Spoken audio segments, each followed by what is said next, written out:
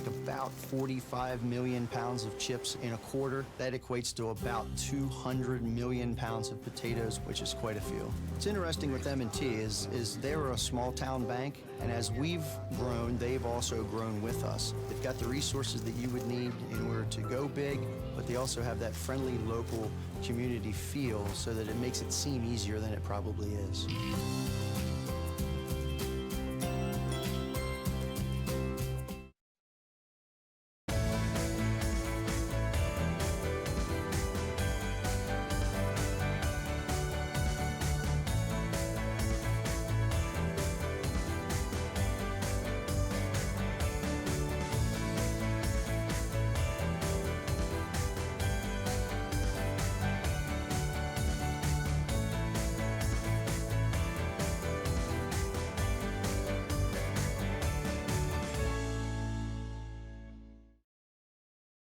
Hello, and welcome to Candidates Up Front. This Welcome. program allows voters to get information directly from the candidates in the May 18th municipal primary election. It is a joint project of the League of Women Voters of Berks County and Berks Community Television. Both are nonpartisan groups, and they never support or oppose political parties nor candidates. Our featured office today is Reading City Council. Council members act on legislation, they set the budget, they confirm appointments of the city manager and members of city boards. They must live in their district for 1 year prior to the primary election, and they must retain their residency in their district. They serve part-time, it's a 4-year term, and the salary is $5,000. Now, Democratic voters will select one of 2 candidates in District 1, which is Southwest Reading, and one of 2 candidates in District 2, which is Southeast Reading. The 2 candidates in District 1 are Hector Ruiz and Brianna Tyson.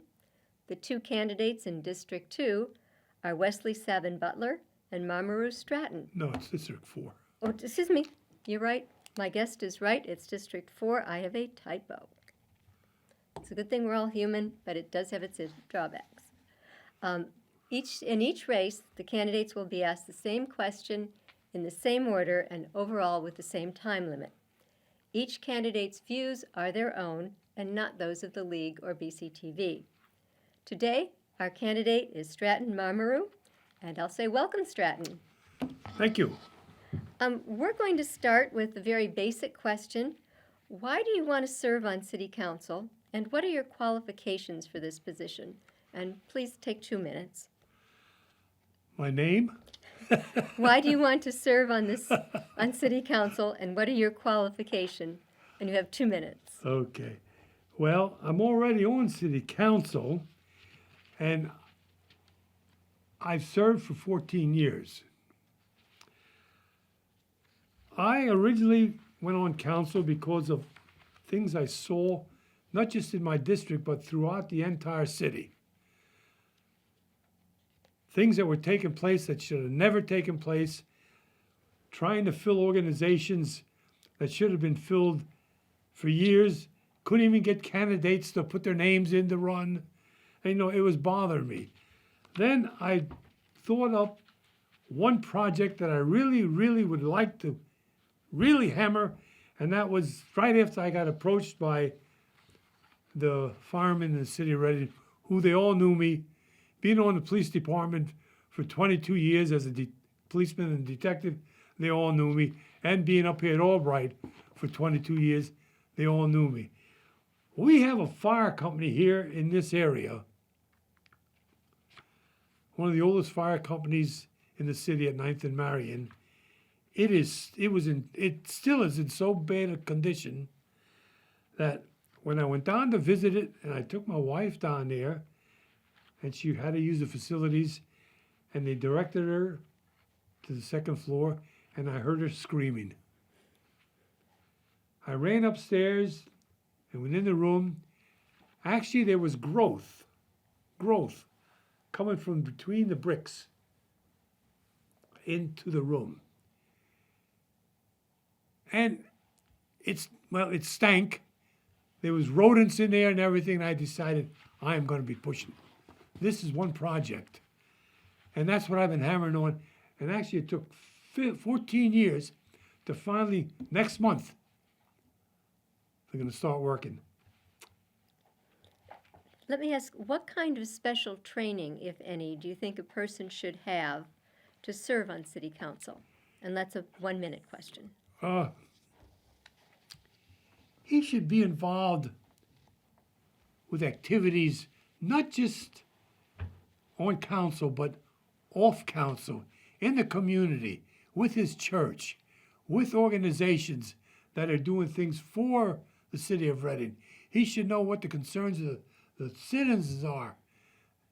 You know, there's plenty of things you can be doing, but let the people tell you too. You may think you know everything, but the people know more than you do. Believe me, they know more.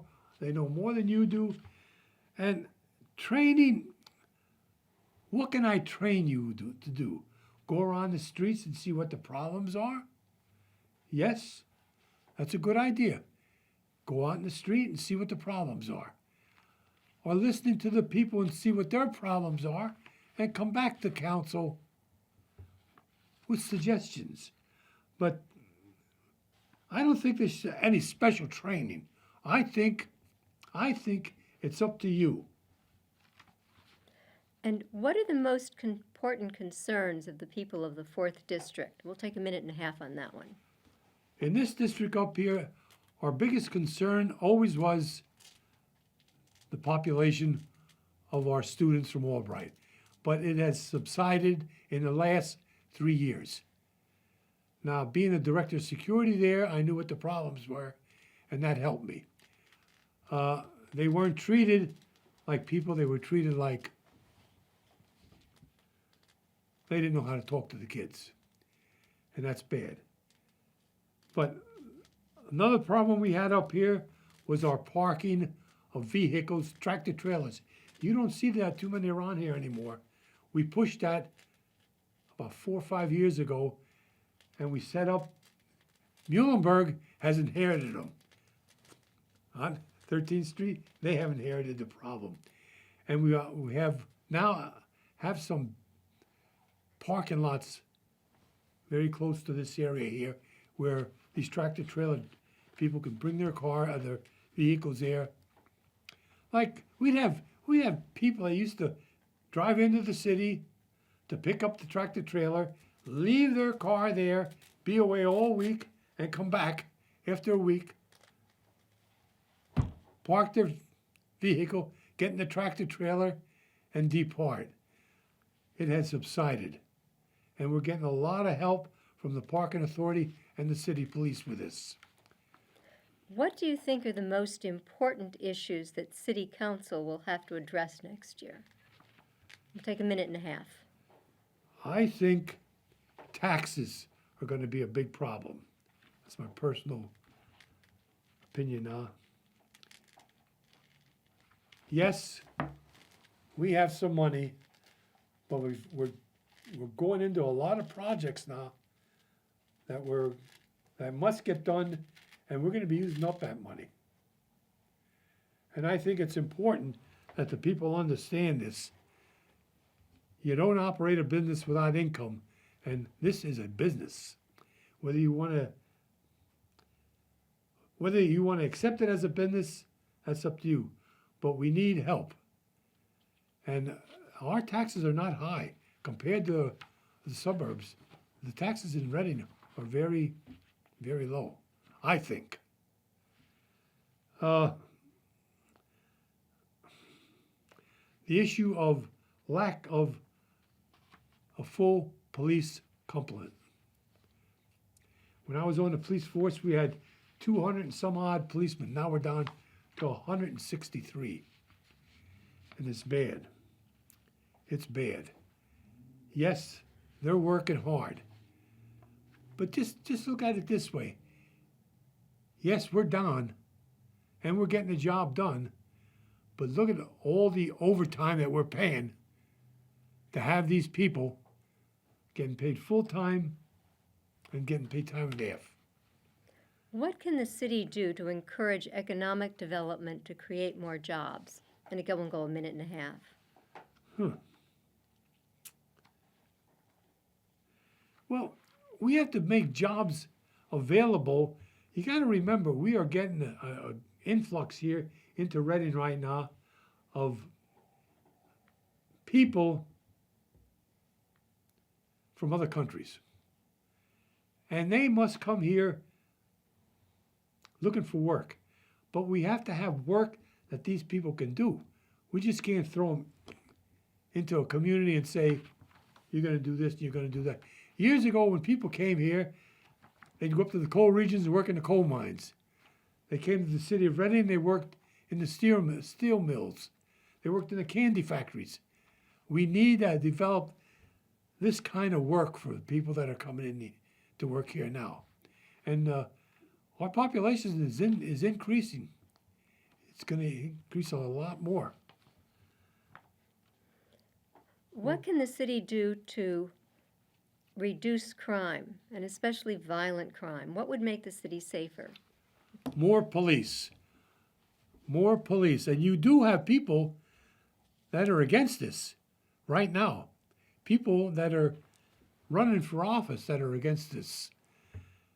They want to reduce the police department down to the point where if you call in about a complaint, there won't be a police officer responding. There'll be a social worker coming to your house to find out what's wrong. I don't know what that social worker is going to do. You need that police officer on the street with that uniform on. Like I've said in this program a million times, the visibility of the uniform in a police officer is the greatest deterrent in the world. I need to say no more. You need more cops.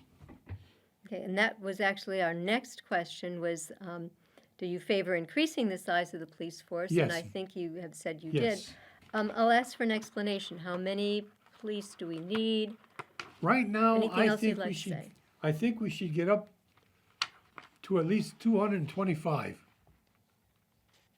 We need that many, because in the past we had cars, 1, 2, 3, 4, 5, 6, 7 cars, 2 officers in the car, and then car 15, which was the wagon. You know, people don't realize what it takes when an officer responds to a complaint.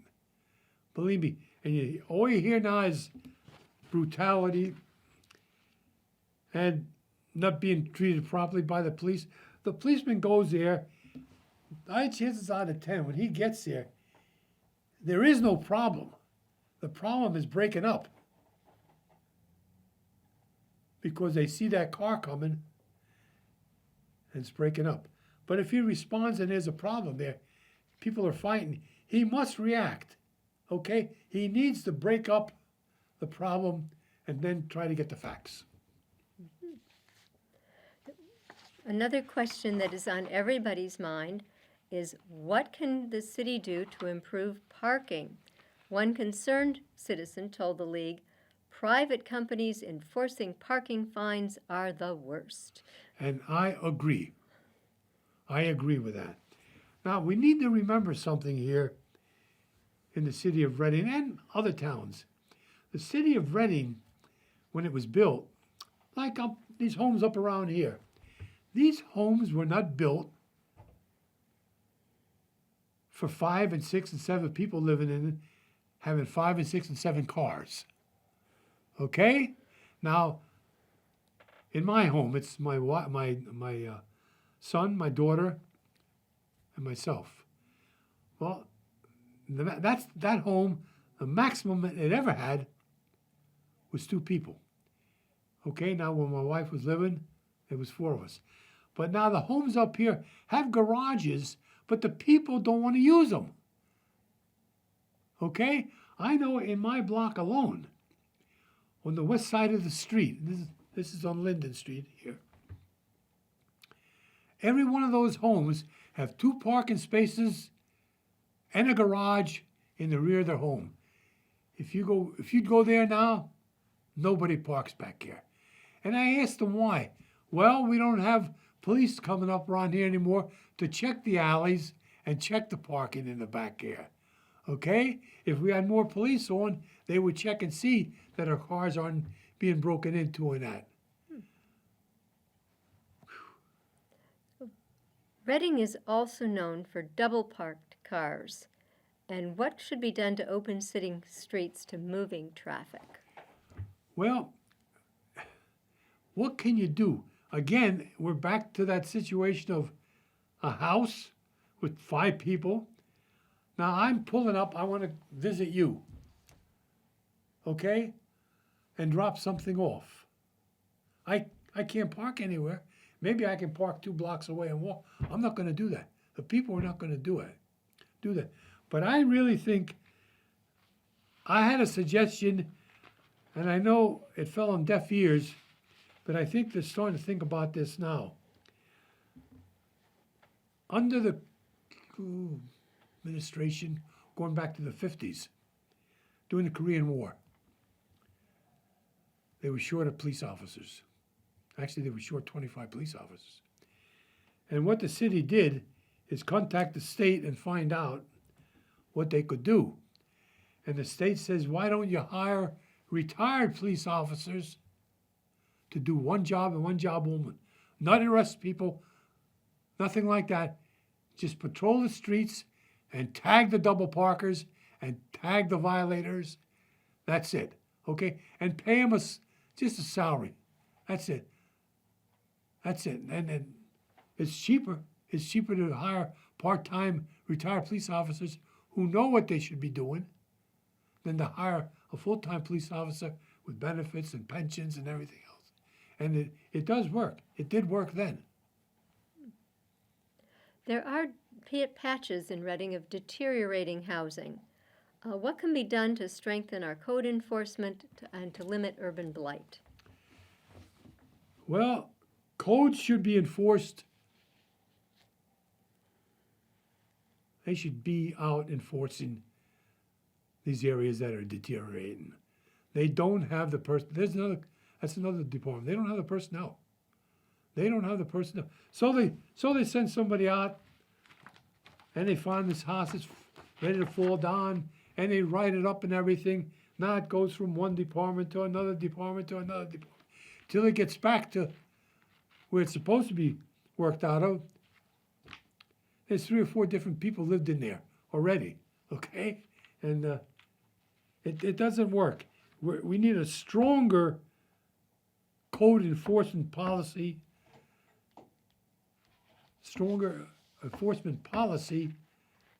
to straighten this out. How will you establish a good working relationship with the mayor, managing director, and executive departments? Okay, this is taking place right now, I believe. Under this administration, I'll give you an example. I'm the chair of the nominations committee. That's for people that want to get on boards and commissions and so forth. When this administration took over, we had almost 60 openings that were not being filled. We filled more openings and positions with this administration than we did with the last 3 administrations. That's a lot. And I have no problem talking to the mayor. You call him, get in, sit down, tell him what the problem is, and he has people in there that'll take care of it and help you. Go to the manager and managing director, and anybody that's executives in the administration. They're all helpful, and that's what we were lacking in the past. Those were all really political positions. How will you how will you encourage public participation in issues being decided by City Council? Open up City Hall again and have the public come into our meetings. I think we're within our rights right now. We only have 12 people that are seated up there, and that room you can put 100 people in, okay? So you put somebody in charge of allowing so many people at a time that are coming in. And let them let the public bring it to our attentions, what they would like to tell us and show us what's going on. This Zooming is okay, but half the time you can't even get through. You're laughing. What three things do you want to accomplish if you're elected? If I'm reelected, I want to make sure that Ninth and Marion project is completed. That's going to be I'm going to call it a lifesaver for the people out here in this district. And like I said, it's replacing the building that's so old right now. That it's terrible. If you go down there, you can't even put heavy equipment in there. They have to block off the streets every time they want to back something in. What they're going to do, that building is going to be turned over to be used for recreation or something else, and they're going to be building on the other side where the kids used to play at the little playground there. But that playground is bigger. There's more land there than we had at Ninth and Marion at the fire company. That's the one thing that I want.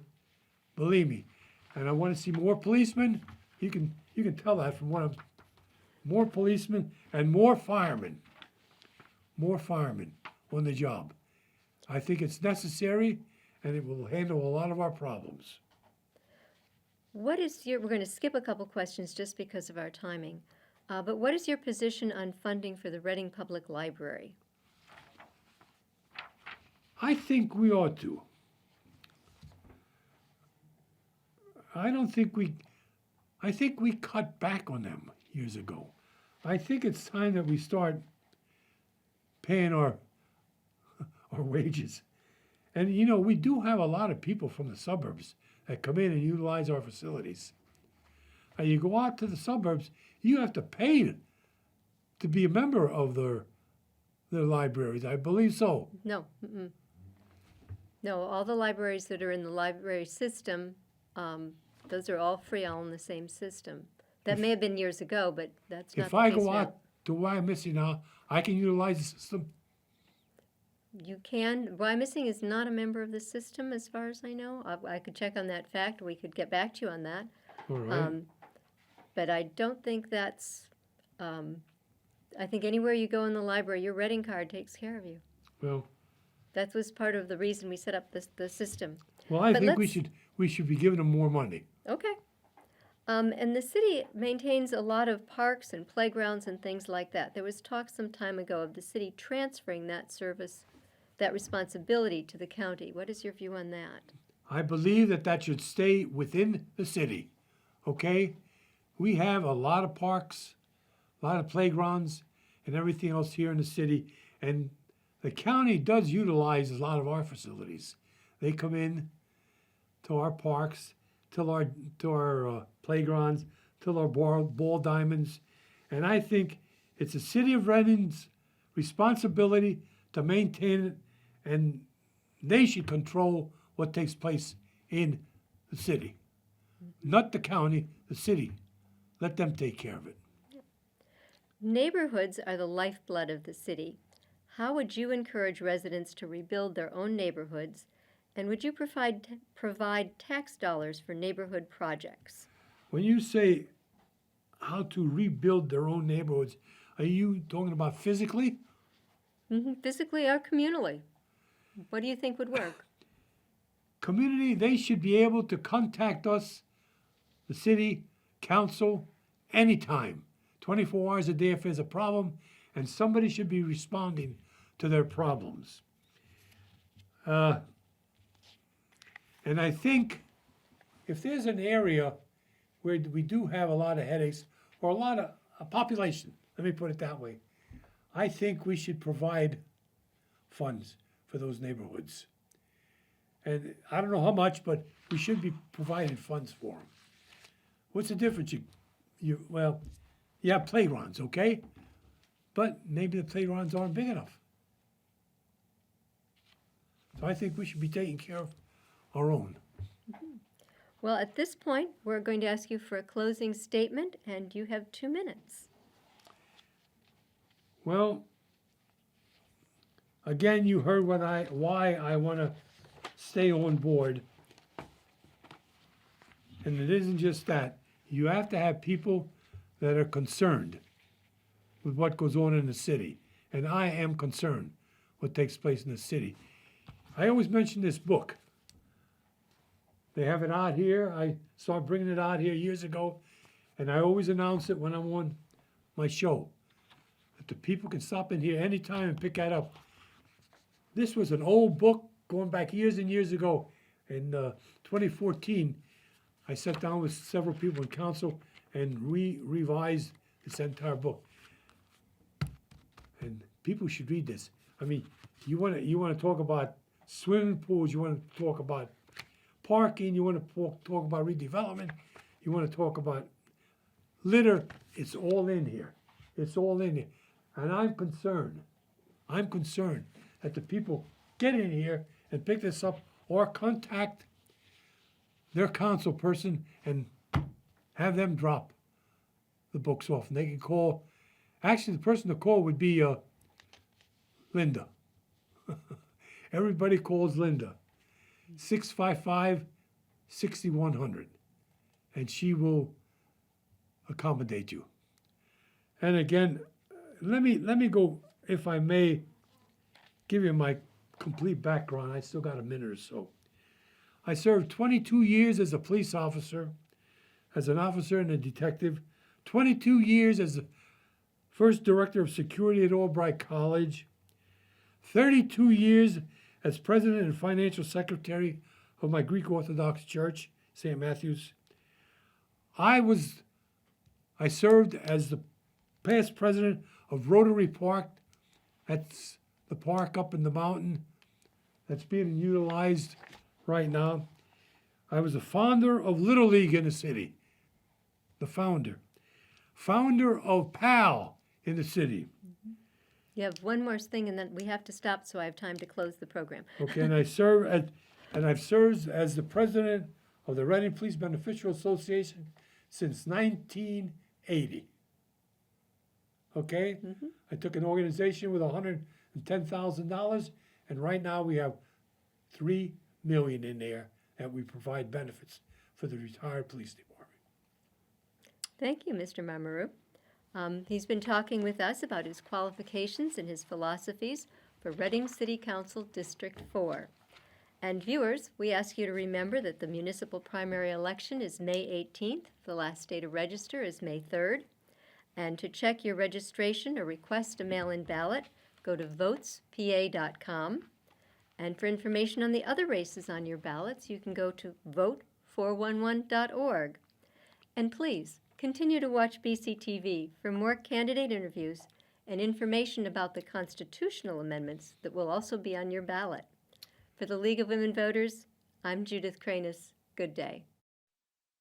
We make about 45 million pounds of chips in a quarter. That equates to about 200 million pounds of potatoes, which is quite a few. What's interesting with M&T is they're a small town bank, and as we've grown, they've also grown with us. They've got the resources that you would need in order to go big, but they also have that friendly local community feel so that it makes it seem easier than it probably is.